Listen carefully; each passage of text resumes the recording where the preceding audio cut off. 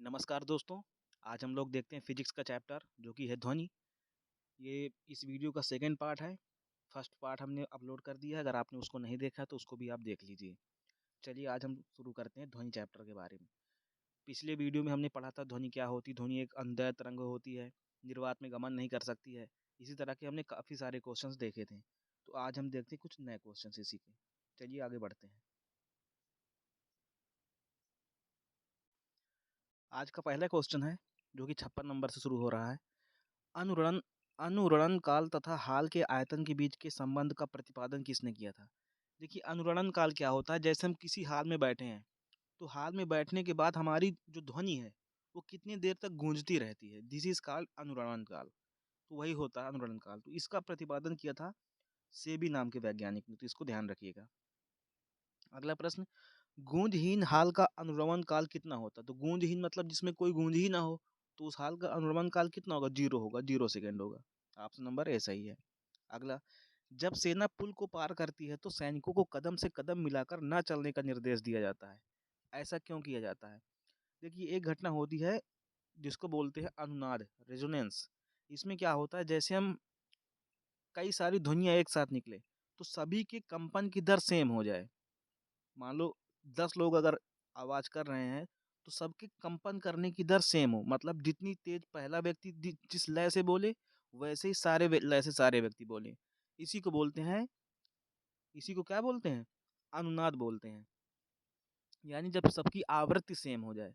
अब जब पुल पे सैनिक चलते हैं तो क्या होता है, अगर सैनिक कदम से कदम बराबर कदम रखेंगे, जैसे होता नहीं लेफ्ट राइट करते हुए समान कदम रखते हुए चले जाएंगे, तो उनका उनका जो आवृत्ति है एक साथ होने लगेगी। तो पुल पर एक साथ झटका पड़ेगा, तो हो सकता है पुल टूट के गिर जाए। तो इसी को बचाने के लिए सबसे कहा जाता है कि सब लोग नॉर्मल तरीके से अपने अपने हिसाब से चलो, एक साथ मत चलो, इसी को, ताकि एक साथ झटका ना लगे पुल के ऊपर। तो इसी को बोलते हैं अनुनाद होना, अनुनाद की घटना। तो यही ऑप्शन सही है। पैरों से उत्पन्न ध्वनि के अनुनाद के कारण पुल टूटने का खतरा रहता है। अगला प्रश्न, हम रेडियो की घुंडी घुमाकर विभिन्न स्टेशनों के कार्यक्रम सुनते हैं, यह घटना किसके कारण होती है? तो यह घटना किसके कारण? अनुनाद के कारण होती है। जब जो फ्रीक्वेंसी होती है, रेडियो तरंगे जहाँ से निकल के आती है स्टेशन से, उसकी तरंगे और रेडियो की तरंगे सेम हो जाते हैं, तो वही अनुनाद मिल जाता है, उसी से आवाज मतलब रेडियो में कार्यक्रम आने लगते हैं। तो ऑप्शन नंबर ए सही है। अगला, कहा जाता है कि जब तानसेन गाता था तो खिड़की के कांच या कांच के गिलास के टुकड़े टुकड़े हो जाते थे। यदि ऐसा संभव भी हो तो वह ध्वनि के किस गुण के कारण होगा? तो ये गुण किसके कारण होगा? इसी के कारण, उसकी आवृत्ति सेम हो जाती थी, एक फिक्स आवृत्ति से गाता था, इसी को बोलते हैं अनुनाद। ऑप्शन नंबर सी सही है। अगला प्रश्न, जब हम जल के नीचे सुराही भरने के लिए रखते हैं, तो जैसे जैसे सुराही भरती जाती है वैसे वैसे हमें विशेष प्रकार की ध्वनि सुनाई देती है। ये घटना किसके कारण होता है? ये भी है अनुनाद के कारण। अगला प्रश्न, रेडियो का समस्वरण स्टेशन किसका उदाहरण होता है? तो रेडियो का समस्वरण स्टेशन ये है अनुनाद का उदाहरण, जब रेडियो की फ्रीक्वेंसी सेम हो जाती है। जब किसी स्थान पर दो लाउड स्पीकर साथ साथ बजते हैं, तो किसी स्थान विशेष पर बैठे श्रोता को इनकी ध्वनि सुनाई नहीं देती है। इसका कारण क्या होता है? ये होता है व्यतिकरण। मतलब जब ये ध्वनि तरंगे चलती तो कहीं कम कहीं ज़्यादा कहीं कम, ये ऊपर नीचे होती रहती। तो जहाँ पे ये एक साथ बस जाती हैं, जैसे मतलब जैसे दो ध्वनि स्रोत हैं, एक स्रोत ये एक स्रोत ये, इसकी तरंगे ऐसे ऐसे ऐसे चली गई और इसकी भी तरंगे ऐसे गई ऐसे गई ऐसे गई। जहाँ पर ये तरंगे सेम हो गई तो वहाँ तो दोनों की आवाज़ सेम सुनाई देगी, लेकिन जहाँ जहाँ तरंगे विपरीत हो गई तो वहाँ पर एक की ही आवाज़ सुनाई देगी। तो इसी घटना को बोलते हैं व्यतिकरण होना। इसमें कम से कम दो स्रोत होने चाहिए। तो ऑप्शन नंबर बी सही है। समुद्र में स्थान स्थान पर ऊंचे प्रकाश घर बनाए जाते हैं, जहां से बड़े बड़े सायरन बजाकर जहाजों को संकेत भेजे जाते हैं। कभी कभी जहाज नीरव क्षेत्र में पहुंच जाते हैं, जहां सायरन की ध्वनि सुनाई नहीं देती है। ये नीरव क्षेत्र ध्वनि तरंगों के किस गुण के कारण होते हैं? तो ये कौन सा होता है? ये क्षेत्र होता है अनुनाद का कारण। अगला, नहीं, ये कौन सा होता है? ये होता है व्यतिकरण। मतलब जहां जहां पहुंच जाते हैं ध्वनि वहां सुनाई देती, जहां जहां तरंगे नहीं पहुंच पाती वहां नहीं सुनाई देती। तो ये व्यतिकरण के कारण होता है। अगला प्रश्न, जब हम कमरे के अंदर बैठे रहते हैं तो यद्यपि हम बराबर के कमरे में बातचीत करने वाले व्यक्तियों को तो देखते हैं, परंतु उनकी आवाज़ अवश्य सुन लेते हैं। व्यक्तियों को नहीं देखते फिर भी उनकी आवाज़ सुनाई पड़ती है, तो ये कारण होता है व्यतिकरण। वो विवर्तन, विवर्तन क्या होता है? किसी ध्वनि स्रोत से जब ध्वनि निकलती है तो किसी साम आगे कोई वस्तु अगर रख दी जाए तो उससे टकराकर ध्वनि घूम जाती है, घूम करके फिर पहुँच जाती है। तो ये घटना होती है विवर्तन की, यानी ध्वनि के तरंगों का मुड़ जाना अपने मार्ग से। तो जैसे कोई व्यक्ति यहाँ पे बैठे हैं, आपस में बात कर रहे हैं, तो हम अगर दूर बैठे हैं, तो हमको भी वो ध्वनि सुनाई देगी कि उनसे टकरा करके हमारे तक पहुँच जाती है। तो ये घटना होती है विवर्तन, इसी को बोलते हैं प्रकाश। प्रकाश में भी ये घटना होती है, प्रकाश का भी विवर्तन होता है, ध्वनि का भी विवर्तन होता है। प्रकाश का भी व्यतिकरण होता है, ध्वनि का भी व्यतिकरण होता है। लेकिन ध्वनि में ध्रुवण नहीं होता, प्रकाश में ध्रुवण होता है। तो सिर्फ ये अंतर होता है प्रकाश में और ध्वनि में। अगला, लेकिन प्रकाश निर्वात में गमन कर सकता है, ध्वनि निर्वात में गमन नहीं कर सकती है। किसी ध्वनि स्रोत की आवृत्ति में होने वाले उतार चढ़ाव को क्या कहते हैं? ध्वनि स्रोत में जो आवृत्ति है उसमें उतार चढ़ाव होने को बोलते हैं डॉपलर प्रभाव। ध्वनि जब किसी श्रोता से दूर जाती है तो ध्वनि धीरे धीरे सुनाई देगी, या जब श्रोता के नजदीक आएगी तो ध्वनि कम सुनाई देने लगती है। इसी को बोलते हैं डॉपलर इफेक्ट। अगला प्रश्न है, डॉपलर प्रभाव संबंधित है, तो डॉपलर प्रभाव किससे संबंधित होता है? यह है ध्वनि से।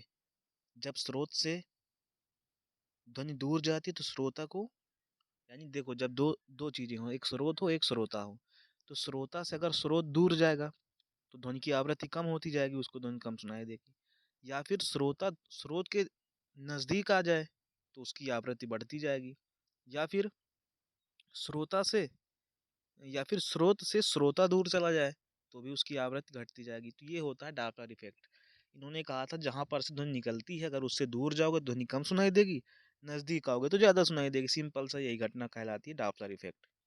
अगला, पास आती हुई रेलगाड़ी की सीटी की आवृत्ति या तीव्रता बढ़ती जाती है, ऐसा किस घटना के कारण होता है? तो पास आती हुई रेलगाड़ी की सीटी की आवृत्ति या तीव्रता बढ़ती जाती है, ऐसा होता है सिर्फ किसके कारण?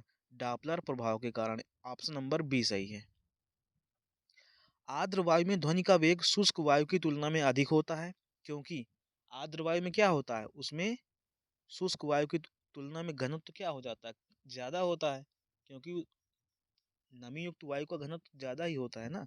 तो ऑप्शन नंबर ए सही है।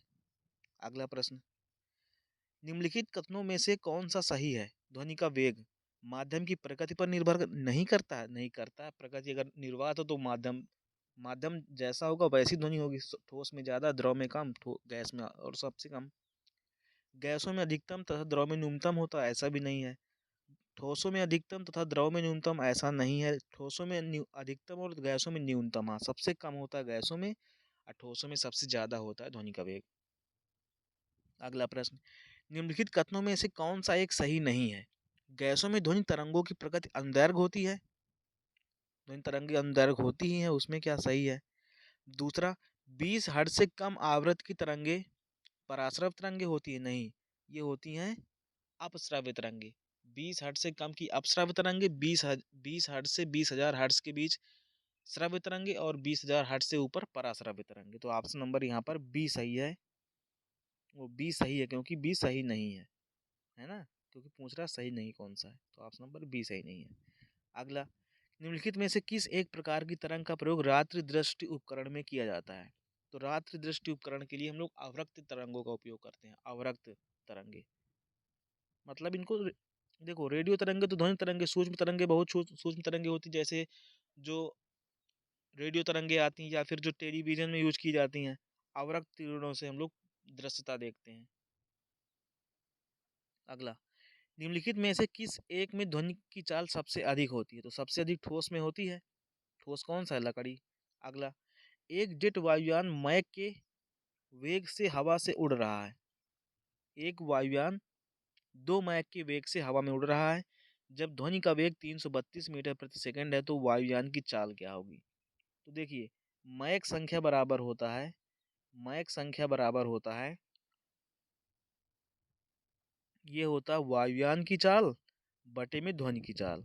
ध्वनि की चाल कितनी? 332, तो 332 नीचे रखेंगे, मैक संख्या है 2, तो वायुयान की संख्या बराबर 332 गुणे 2 664 आ जाएगा। तो ये ध्यान रखेंगे सूत्र, मैक संख्या बराबर होता है जो वस्तु गतिमान है उसकी चाल बटे में उस टेम्परेचर पर ध्वनि की चाल कितनी है, तो इसी को बोलते हैं मैक संख्या। तो ऑप्शन नंबर डी आ जाएगा। कैलकुलेशन 2 से गुणा हो जाएगा 332 का, 664 आ जाएगा।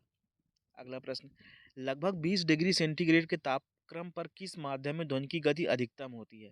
तो ठोस में अधिकतम होगी, ठोस में लोहा। हमने इस सवाल को कल भी देखा था, ग्रेनाइट से ज़्यादा गति ठोस में होगी। ऑप्शन नंबर डी सही है। एक जैव पद्धति जिसमें पराश्रव्य ध्वनि का उपयोग किया जाता है, कौन सी है? तो पराश्रव्य ध्वनि का उपयोग सोनोग्राफी में किया जाता है, हमने देखा था। अगला, कौन सी तरंगे शून्य में संचरण नहीं कर सकती हैं? तो शून्य में संचरण न करने का मतलब क्या? निर्वात में गमन न करना। तो ये कौन सी नहीं कर सकती? ध्वनि नहीं कर सकती है। अगला, VA, VW, VS क्रमशः वायु, जल एवं इस्पात में ध्वनि का वेग है। तो इसमें कौन सा सही है? ध्वनि का वेग सबसे ज़्यादा किस में होगा? ठोस में।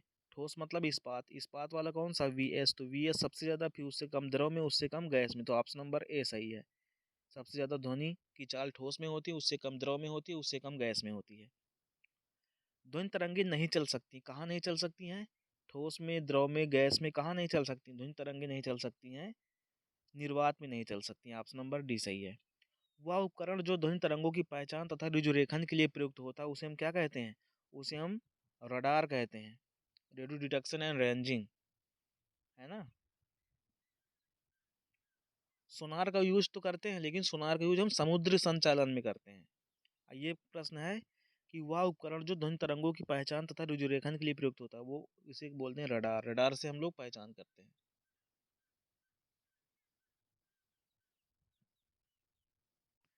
देखिए, थोड़ा सी गलत हो गया यहाँ पे। ऑप्शन नंबर ए गलत है।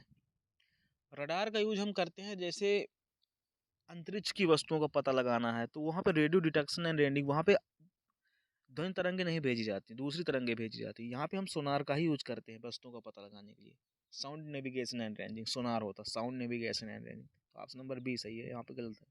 ऑप्शन नंबर ए गलत है। ठीक, ठीक है ना। अगला, परा परा देखिए, मैं गलत नहीं बताऊंगा आपको, कोई भी सवाल बताऊंगा गलत नहीं होने पाएगा।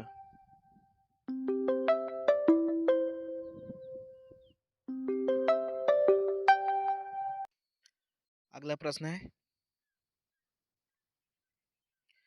पराध्वनिक विमान नामक एक प्रघाती तरंग पैदा करते हैं। तो पराध्वनिक विमान किस तरह की तरंग पैदा करते हैं? ये पैदा करते हैं पराश्रव्य तरंगे। नहीं, देखिए, इसको भी समझ लीजिए। ये करते हैं ध्वनि बूम करते हैं, मतलब इनकी ध्वनि इतनी ज़्यादा तेज हो जाती है कि जब ये तरंग निकलते हैं तो इनके पीछे भी एक तरह की ध्वनि बन जाती है। जैसे यहाँ से कोई विमान निकला तो इतनी तेजी से निकलेगा कि इसके पीछे भी एक इस प्रकार की ध्वनि जो इफेक्ट हो जाता है, इस तरह का एक बूम बन जाता है। इसी को ध्वनि बूम बोलते हैं। इको साउंडिंग का प्रयोग कहाँ होता है? तो इको साउंडिंग का प्रयोग होता है, इको साउंडिंग का मतलब क्या? ध्वनि टकरा करके फिर से वापस आ जाना। इसी से हम लोग पता करते हैं कि समुद्र की गहराई कितनी। समुद्र में बहुत तेजी से पराश्रय तरंगें छोड़ी जाती हैं और वो तरंगें धरती से टकरा करके फिर से ऊपर आती हैं। तो इसी से आइडिया लग जाता है कितनी देर तक तरंगे गई, तो उससे दूरी बराबर 4 गुणे समय से हम समुद्र की गहराई का पता लगा लेते हैं। ऑप्शन नंबर सी सही है। एकॉस्टिक विज्ञान क्या है? तो एकॉस्टिक विज्ञान इको साउंडिंग से विज्ञान है, यही है उससे ध्वनि से संबंधित विज्ञान। मनुष्यों के लिए मानक ध्वनि का स्तर कितना होना चाहिए? मनुष्यों के लिए मानक ध्वनि का स्तर 60 डेसिबल होता है। 45 से 50 डेसिबल की समान बातचीत होती है, लेकिन 60 डेसिबल होता है इसका मानक। कम से कम 60 से ऊपर ना होने पाए। अगला, निमग्न वस्तुओं का पता लगाने के लिए प्रयुक्त किए जाने वाले उपकरण का उपयोग कहाँ होता है? ये होता है सोनार। इसका ऑप्शन नंबर बी सही है। मेघ गर्जना सुनने पर व्यक्ति अपना मुंह खोलता है, जिससे कि क्या होता है? दोनों कानों के कर्णपटल पर वायु के दाब को बराबर करने के लिए इसका उपयोग किया जाता है। ऑप्शन नंबर बी सही है। वायु के तापमान में परिवर्तन से ध्वनि का निम्नलिखित में से कौन सा गुण प्रभावित होता है? वायु में तापमान के परिवर्तन से ध्वनि का कौन सा गुण प्रभावित होता है? ये होता है ध्वनि की आवृत्ति बदल जाती है। नहीं नहीं, देखिए ध्यान से। वायु के तापमान में परिवर्तन से ध्वनि का निम्नलिखित में से कौन सा गुण प्रभावित होता है? तो ये होता है ध्वनि की तीव्रता कम ज्यादा हो जाती है। ऑप्शन नंबर डी सही है। ध्वनि कम, अगर तापमान ज्यादा है तो ध्वनि की तीव्रता बढ़ जाएगी, तापमान कम है ध्वनि की तीव्रता घट जाएगी। किसी संगीत यंत्र की ध्वनि तीव्रता मापी जाती है, कैसे मापी जाती है? डेसिबल से मापी जाती है कि कितना डेसिबल की ध्वनि निकल रही है। ऑप्शन नंबर डी सही है। तो इस तरह से हमने ध्वनि के चैप्टर को देखा। फिर भी अगर आपको किसी क्वेश्चन में डाउट है तो इनका देखो आंसर भी दिया है, आप इनको मैच कर सकते हैं। फिर भी कोई चीज़, अगर आपको जो भी चीज़ समझ में नहीं आती आप कमेंट कीजिए, मैं उसको डिस्क्राइब करके बताऊंगा। आप लोग पढ़ा करिए, क्योंकि वीडियो में बहुत सारे लोग देखते ही नहीं, व्यू नहीं आ रहा है। व्यू ना आने का मतलब ये नहीं कि मैं व्यू ना तो वीडियो ना बनाऊँ, लेकिन मतलब ये है कि आप लोग पढ़ते नहीं हैं। बड़े बड़े चैनल्स पे क्या होता है, दिन भर खाली 2 4 10 सवाल कराते, बातें ज़्यादा करते हैं। तो आपको यहाँ एकदम फोकस्ड किया जाता है पढ़ाई के ऊपर, जो है उसी को पढ़ाया जाता है, बातें नहीं की जाती हैं। ठीक है ना? तो ठीक है, रखते हैं, चलते हैं अगले क्लास की ओर, फिर मिलेंगे नेक्स्ट वीडियो में। जय हिंद, जय भारत। और हाँ, सब्सक्राइब ना किया हो तो सब्सक्राइब जरूर कर लीजिए।